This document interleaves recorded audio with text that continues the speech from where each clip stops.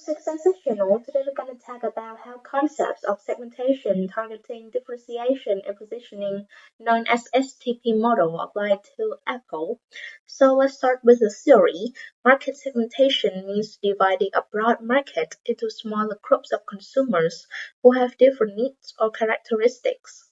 Targeting involves selecting which of these groups the company wants to serve. Differentiation is about creating unique features or benefits that make the product stand out. And finally, positioning refers to building a distinct image of the product in consumers' mind. So now let's look at Apple's application of this model. For segmentation, Apple divides its market by income, lifestyle, technology use.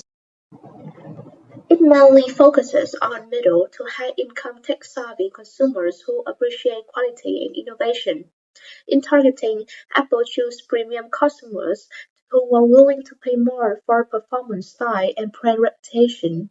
Through differentiation, Apple offers something truly unique: an integrated iOS ecosystem, elegant design, strong brand image, and cutting-edge innovation that competitors find hard to match.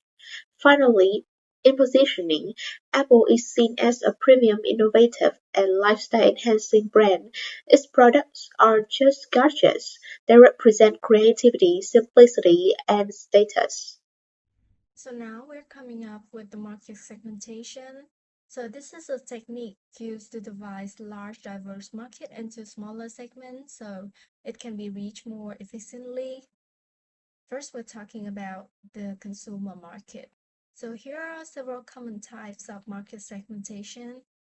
McDonald's for geographic segmentation, it customized menus by country. Nike targets customer by age, gender, and income, which is demographic segmentation. Psychographic segmentation, Apple provides products viewed to lifestyle and personality. Behavioral segmentation, Amazon recommends products based on past purchases. Occasion, Coca-Cola has applied seasonal marketing. And for benefit segmentation, Sensodyne promotes relief for sensitive teeth. There's no single way to segment the market, so marketers have to take a few atoms to find the best market structure to view from, and also to better define its target group. Some businesses sell the service of providing multivariable segmentation system, like merging the geographic, demographic, behavioral, etc. data.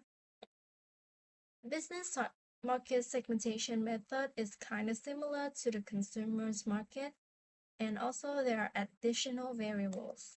International markets are segmented based on economic factors, legal, political factors, and cultural factors.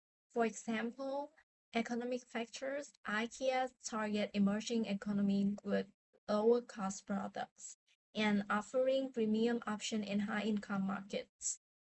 Legal and political factors, Google's avoids or limit operation in countries with strict regulation. Cultural factors, Starbucks adapt offering based on local taste. And finally, effective marketing segmentation criteria. Firstly, the size and purchasing power must be measurable. The segment is able to be reached through marketing channel, large, profitable enough to serve. And the company have to be able to take action with its resources. And finally, the individuals here must be like unique and distinguishable characteristic. Objective 7.3 Wholesaler target market. After the company have identified different market segments, it's more decided which one to target. To do it, first evaluate each segment based on three key factors. The first, segment size and growth. Is the segment large enough and have the potential to grow? Second, structural adaptiveness. How competitive is the segment? Are there many strong competitors or potential substitute products? And third, company objective and results.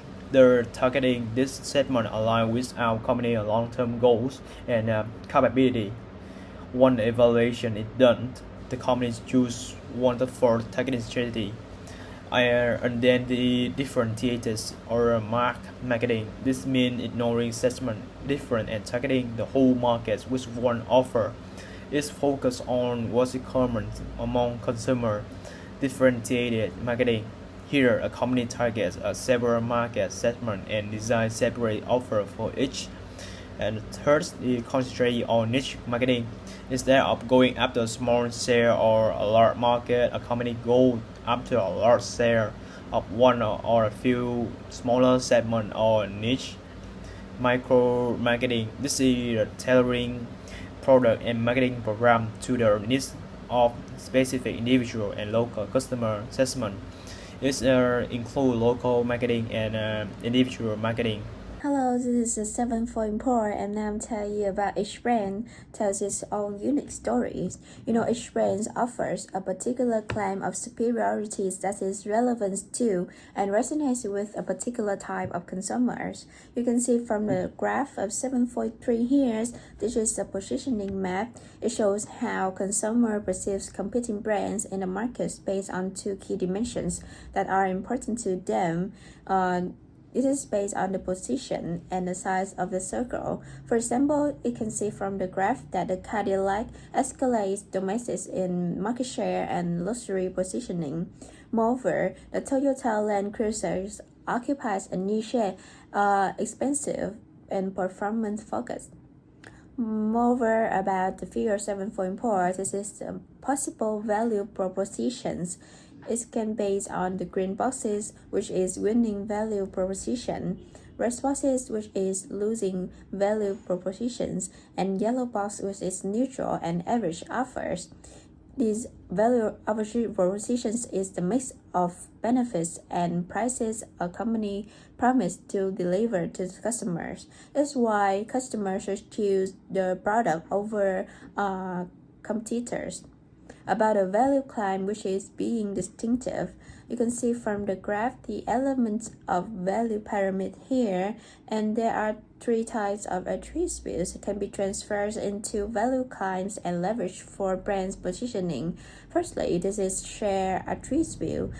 Next is unique attribute, and irrelevant attributes. So let's move on to the concept of products and services, how these ideas apply in the real world. In marketing, a product is anything that can be offered to satisfy a customer's want or need. It can be tangible or physical. A service, on the other hand, is an activity or benefit that is intangible and does not result in ownership. For example, an Apple iPhone or Toyota Camry or a Starbucks cafe mocha are products, while a trip to Las Vegas, an online investment service, or advice from a doctor or services. When designing products, marketers think three levels. The first is the core customer value, the basic benefit that consumer is really buying, such as communication, comfort, or enjoyment. Next is actual product, which includes design, brand name, and quality. For instance, the iPhone sleek design and Apple logo. Finally, there is augmented product, which adds extra benefits like warranty, customer service, or free update. Products are also classified based on how consumers buy them. Convenience products like Coca-Cola are bought frequently with little effort. Shopping products like Nike shoes involve comparison of price and style.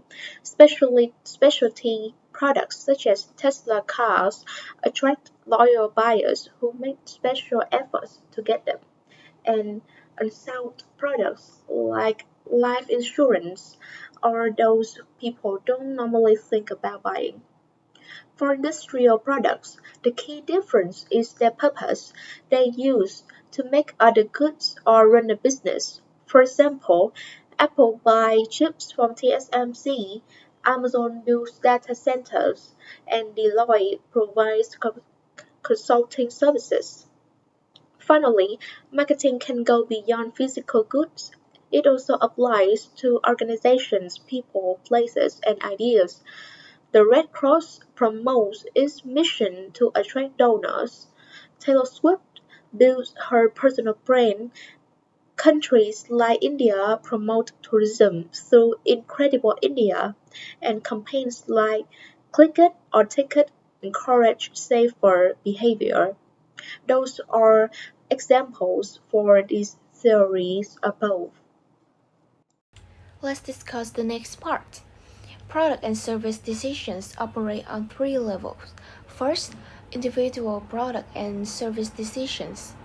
Beginning with product attributes, quality is a key positioning tool, including performance quality, which is how well a product functions, and conformance quality, which is about consistency from defects. Features or add-ons to differentiated products chosen based on customer value compared to cost.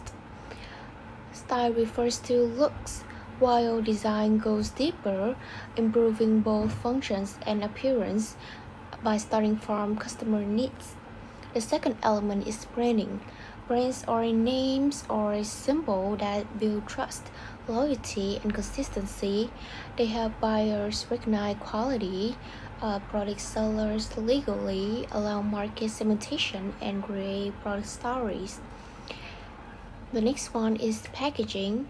Packaging is no longer simple protection. It has transformed into a marketing tool that attracts attention, communicates value, and helps close sales.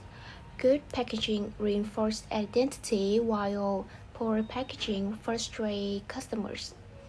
Key issues include tamper-proofing for safety and eco-friendly solutions for sustainability. Fourth, labeling and logo. Labels identify, describe, and promote products. Logos add personality and emotional connection, but we must involve carefully because regulation ensure labels are correct and not misleading. Finally, product support services. After-sale services enhance satisfaction and loyalty, turning buyers into long-term customers. The second level is product line decisions. A product line is a group of related products. The key decision is length. Too short mean adding items, too long mean removing them. Nike applies this into its running shoe line. Expansion can occur through line filling, adding item with range, or line stretching, extending upward, downward, or both. The third level is product mix decision. A product mix includes all product lines, estimation or width, length, depth, and consistency. Apple illustrate why with multiple product lines, long with models, deep with versions of each, and consistent by focusing on technology. And companies may also streamline by removing weaker items. Let's move to the objective 8.3 service marketing. Service have four unique characteristics that make them challenging to the market. First, either intangibility, service cannot be seen, taste, or touched. Before they are both, you can't see the results of a surgery before you have it. Second is inseparability. Services cannot be separated from their provider. For example, to get a haircut, you and the hairdresser must both be present. Third is variability. The quality of a service depends on who provides it, as well as when, where, and how it is provided. Haircuts from the same style can be great one day and just okay the next. And four is perishability. Service cannot be stored for later save or use. An empty seat on an airplane or an empty hotel room is revenue that's lost forever. So the key task for service marketer is to mount these characteristics. They must make the service more tangible by focusing on place, people, and pride, and they must work hard to ensure consistent quality. So now we'll be talking about building a strong brand and branding strategy, because as we know, branding is very important. It is not just merely a name, it is also an association, a representation of the brand's reputation. And so first of all, we have the brand equity. Now, what is brand equity? It is basically the differential effect that knowing the brand name has on customers in response to the product and its marketing. So like a positive brand would mean that a customer thinks that its products are much better compared to other same products, but generic or by different brands. Now, brand strength, it can be measured on 4 dimensions. Differentiation, how different it is compared to other products, other same type products, what characteristics defines it compared to its competitors. Relevance, how consumer feels it meets their needs, how well does it do the job that it was designed for. And knowledge, how much does the consumer know about the brand itself as a company and how they conduct. And lastly, esteem, how respected is the brand name. Now, hearing from all those characteristics, we can tell that brand with strong brand equity score high on all those 4 dimensions. And now for building strong brands. So we have 4 steps to this. Now the first one would be brand positioning. So there's 3 different levels to this, the least important to the most important. Now the least important can be seen as product attributes. It's positioning the product's benefit style. It is very easily copyable to be reliant on a specific product for a whole brand. And secondly, we have desirable effects. To associate a brand name with a desirable benefit, say for FedEx with fast transportation. And then we have beliefs and values, engaging with customers' beliefs and value, creating emotional association with the brand, say for Disney and their association with childhood. Brands should strive to become this love mark kind of thing. So the brands that have their own fan base and loyalty for the brand itself, not the product at all. The brand itself has this dedicated following to it. So now we'll talk about the qualities that a brand name should have. So first up, it should be suggesting about the product's qualities and the benefits, the positive aspects of the products that it offers. Secondly, we have easy to remember so that it can be more easily implanted in the consumer's minds. And then we have distinctive, so it can be different and be differentiated from its competitors. Next up, we have extendable, so a name shouldn't limit the company to only that specific activity. Say for Amazon, they started off as an online book retailer, but then the name Amazon allowed them to expand into more territories, say online retailers, and for every products that are available. Next up, we have translatable to other languages to really grab that international aspect of the business. And then capable of registration and legal protection, so to be not reliant on existing names, so it can have its own legal distinction, so it's easier for the legal processes to protect it from copyright laws. So now we'll talk about brand sponsorship. So there are 4 options for this. First up, we have the national brand or manufacturer's brand, where a company sells output under their brand names, and then the private brands or store brands, which is commonly seen as a lesser, more generic national brand, but now recently it has grown in respect and also qualities being compared to national brand or even better than national brand. And then we have licensing, where a manufacturer's name will be borrowed for a fee, so the company won't have to go through that whole process of building a brand itself. It just have to borrow another name. And then lastly, we have co-brand, where 2 firms together own one product. Now lastly, we have brand development. Now there's a chart for us to visualize this out, and there are actually 4 ways to approach brand development. So first up, we have existing brand name and existing product category, which would be line extension. This is, say, when McDonald's opened up a new menu item.